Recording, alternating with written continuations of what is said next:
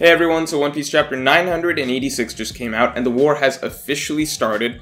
I've personally been loving this last stretch of 4 to 5 chapters, and this chapter was no different. I think it's just going to keep getting better and better from here, basically now that things have kicked off. And if you want to hear my thoughts on, where things are going to go from here, how this chapter ended, you can skip around. There's timestamps below, there's chapter stamps throughout the video, but I'm going to start from the beginning with the scene with the Scabbards in the snow. So I thought that this was a very well-directed chapter overall, and it definitely started from the top with the Kinemon and Dendro running into the rest of the Scabbards, Kanjuro's dead body and such scene.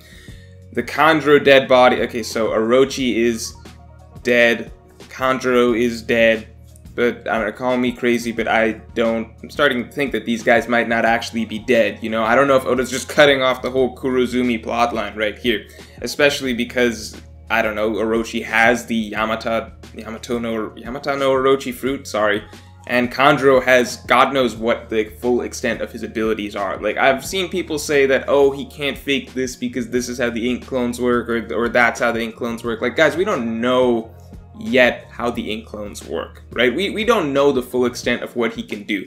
Like, so far he'd been drawing with his left hand, now when he draws with his right hand, he can draw 10 times better. Maybe he's ambidextrous, and when he draws with both hands, he unlocks a whole new level of abilities. God knows what he can do, right? So, Kanjuro, I wouldn't write him off just yet. I would personally feel very disappointed if this is the way that Kanjuro's storyline ends, because he was turning into such a potentially really interesting villain for the Wano arc, and potentially for all of One Piece in general, especially with the ability that he has. Like, I admit I'm a little biased towards him because of the ability he had. Like, if Raizo had turned out to be the traitor, and then, this was the end of Raizo or something, I'd be like, okay, that was enough of him anyway. But with Kanjuro and what he has started to show us that he can do, I definitely want to see a lot more of him. So I don't yet buy that either Orochi or Kanjuro are dead, right? But if they are, then I think the whole Kurozumi plotlines that Oda set up earlier on,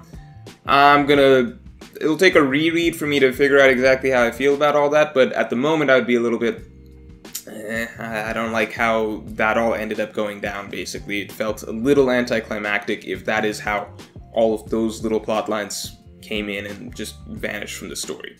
The reason I didn't feel that as much with Orochi was because I thought it was a very, like last chapter, I thought it was a very exciting new direction that Oda was taking it if he just offed Orochi right there. Yeah, it killed some plot lines, but it almost felt like a fresh start for Wano. Whereas with Kanjuro, yeah, it kills off plot lines, but it also kills off like a very interesting plotline that it would have been continuing to go forward, which was like Kanjuro himself, like what's his character storyline set up to be. Like, I think we were all a little more interested in what was going to become of Kanjuro in the future and his abilities and his dynamic with the Scabbards, or even with Luffy potentially down the line, or Momonosuke, etc. So Kanjuro, I think, was a more interesting prospect, so seeing him killed off along with Orochi potentially being killed off, I don't know how I feel about that just yet. But at the end of the day, I don't think either of them are dead, so it doesn't really matter. Now, the Scabbards scene in general, I did think that this was a very well-directed scene, as I started to say earlier. Them walking between the 2 rows of Scabbards while it's snowing and everything like that, I thought that was, a very artistically done scene, and in general, this whole chapter was, pretty cinematically done. I would say that this is, I don't know, maybe you guys can tell me in the comments below, but I don't feel that much for the Scabbards as a group. I like a lot of the Scabbards individually. This is something I've touched upon in past reviews. I like the Scabbards individually, but maybe it's partly because we've seen them all together, only just recently in the Oden flashback and such. It was more so Oden-centric. It was a very fast-paced flashback, so we didn't actually get to spend much time with the Scabbards as a group. Seeing them, like the quick little flashback scene we got to see of all of them together, like, we didn't really get much of that in the Oden flashback itself, right? So I'm gonna have a hard time feeling that sort of like endearment to, like, the Scabbards, or sorry, the other way, right? The Scabbards aren't that endeared to me as a group so far. I don't know if there's like time to change that, but I think we're basically at the point where, things are kicking off. I don't think that I'm gonna feel that much more strongly about the Scabbards as a group in the next couple chapters, but we'll see. I will say that I think that Oda has succeeded in getting across the idea of the Scabbards, which is that they are meant to feel like Oden's crew, right? I've been talking about the parallels between the Straw Hat crew and the Straw Hats, Oden and the Scabbards. I think Oda's successfully gotten across that idea that the Scabbards were at one point a Straw Hat-esque sort of, Straw Hat-esque group, right? Like, that's the way we're supposed to picture them, and that's the context we're supposed to view everything that they're doing right now. I think that concept has been communicated to the reader well. I just don't feel it. Like, I don't feel like I'm reading about this, like, a group that I care about to, like, anywhere near the degree of the Straw Hats, and that's just because, you know, they're a big group. It's 9 characters that, like, we got very little time as a group to spend with, right? So it's hard to actually get a sort of sentimental feeling towards them as a whole for me so far, right? I think at the same time we can all expect now that, you know, it's very, very possible that this whole group ends up getting just offed, because this is the 2nd or 3rd time that they've talked about, you know, death, right? And that's the biggest death flag that characters can have in a series, is when they start talking about how maybe we're not going to make it back, or we're prepared to die, etc., right? So, and I think Oda does like to frame things sort of in a way, like with Pedro, when Pedro died, Oda made it clear that Pedro was always ready to make that journey to Whole Cake Island, his final journey. Same with Whitebeard. Ace probably didn't want to go at the very end of that, but Ace was the exception, right? So Whitebeard, Pedro, we don't talk about... I'll touch on Pound for a second, okay? This was a funny cover page to me. It was a funny cover page. It doesn't excuse, in my mind, what Oda did with Pound, but I thought it was a really funny cover page. Like, I don't know what to say. I thought that the cover story, the way it ended, was, if we assume that this is the end, maybe it's not, but I thought it was a fine way to end this cover story. I thought it was just funny. Anyway, that aside, I still hate what he did with Pound. But, the point being, right, I think that when Oda wants a character to die, Oda can't bring it in his heart to just kill off a character that doesn't really want to die or isn't really prepared to die, so he frames it a little bit beforehand going in. Like, Whitebeard's like, this was always going to be my final thing. Pedro's like, okay, I only got like 5 years left on my lifespan or something like that, so this is going to be my final thing. Like, the Scabbards too, I think they've all been living for this moment. And even the you know, the mentality that they go forward with, the Tsunachi type thing, which I'll talk more about at the end of the chapter, that speaks to that as well. Like, they're always prepared to just throw away their lives and be able to follow through with what they believe that they're supposed to do, right? So the whole Scabbards scene that happened, I think that hopefully, like, if there is a death scene coming up, I think hopefully Oda is able to stir up some emotion for them at that point, at least for me.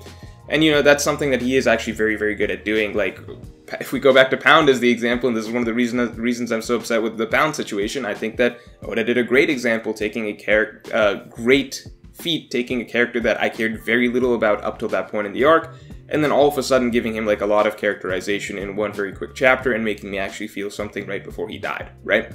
So the Scabbards, you know, hopefully, like, I don't feel that strongly about them as a group so far, but we've been with them for so long. I'm sure that if a death scene were to come around for all of them, or at least some of them, that Oda has something really good in mind to be able to bring out that emotion when the time comes, pretty much. The caveat I'd say is that I think it's harder to do it with a large group, unless you do it one at a time and devote, you know, several, like a half chapter to this one, half chapter to that one. I don't think Oda's going to take the time to do that, like if you were to kill off all 9 Scabbards. So, you know, it's just harder to feel something for 9K. Like, people, like, as humans, people tend to connect more with individual storylines and latching onto a single character, or like a single, stepping into one person's shoes at a time. Anyway, enough about the Scabbards. The big scene was the Kaido scene, right? Or him at the podium or whatever, or the stage, and getting ready to execute Momonosuke. This was Momonosuke's chapter, right? This was Momonosuke's chapter. I think it was a very good moment for him, probably the best moment he's had so far in the series, easily. I won't go so far as to say it was a great, like, iconic moment in my mind, and, like, keep in mind, I'm not trying to knock the moment. Like, when I say iconic, I'm saying, like, I don't think this is like, I want to live or something like that. That's what I'm saying, right? But I thought it was a really good moment, and definitely for a character that many people don't care that much for, I think this was a much needed moment to hopefully start swinging some people over. I haven't disliked Momonosuke in a long time, I just haven't liked him, if that makes sense. Like, the dislike went away, I think, around Zou, when he first had his scene where he was telling Luffy, you know, I'm small, I can't do what I want to be able to do, that's why I need to ask for help, but I'm ready to fight and give it my all, etc. I think that was a good scene for him. He's had several small good moments, the prison scene, the, the kidnapping scene with Kanjuro, then actually while he was kidnapped with Kanjuro, what he was trying to do. And I think this was where it really paid off the most, where we kind of hopefully will see a new Momonosuke for this arc going forward. I will say that we're also getting a general idea of what Kaido values through this chapter. We've been getting that so far, right? Like, we do get the idea that Kaido has certain respect for displays of character or strength or whatever. So again, we see this with how he treated the samurai. Now we get an official name for, by the way, the head of, I'm not even going to try and pronounce the word, you guys know what I'm talking about, Orochi's Samurai Squad. We got a name for the head of Orochi's Samurai Squad, and of course, Fukurokuju, of course, he's gonna swap sides right away. He's done this before, he's been through this before, he's swapped over from Oden to Orochi, he's gone through this, right? So, no surprises there. So obviously Kaido's forces just got a boost. I am interested to see who those two guys will be matched up against down the line, because, you know, the rest of Fukurokuju's Oniwa Banshu, they have not been formidable whatsoever. I assume that Fukurokuju will be. But obviously that stuff happened. So I like the fact that Kaido gave them this option of basically like, you can live and you'll have my respect. Or sorry, you can live or you can, you know, choose to die here and then you'll have my respect, right? So live or respect. Obviously most people were like, okay, well, we can do without your respect, we're just gonna live.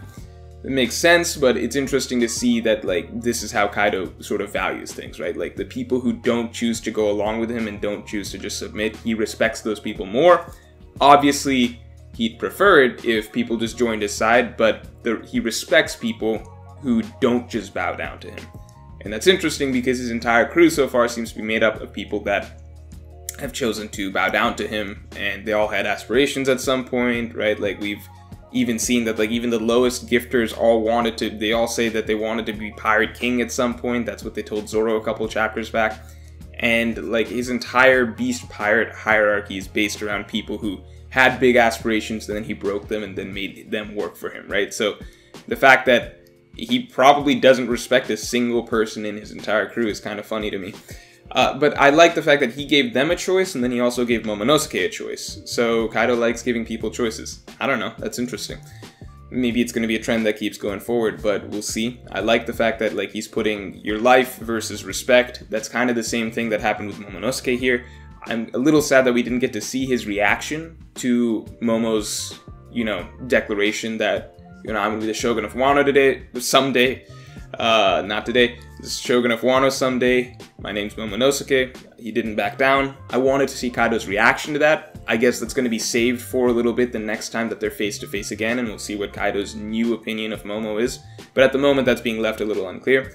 But the main thing, of course, was Momo himself. I thought that the lead up to the moment that Momo made that declaration was pretty well done. Again, well-directed chapter. I do think that we did get a good sense of everything sort of converging at one time, so we're cutting away to lots of characters, but we're actually seeing them all head towards the same location, right? So it is a good sort of build-up towards the war kicking off, and the war really kicked off, I think, with Momo's declaration. So in the lead-in to that moment, cutting to everybody, cutting to Usopp, cutting to Zoro, Law, Kid, etc., them all converging at the same time, and then going into Momo having his flashbacks and stuff like that.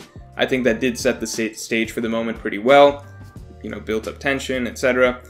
And then just, you know, Momo's flashbacks, I thought they were good. It was quick, but obviously I think that there's more for Momo down the line.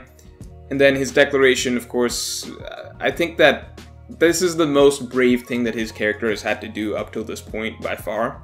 Like when he was being kidnapped by Kanjuro, he didn't necessarily know that he was gonna die.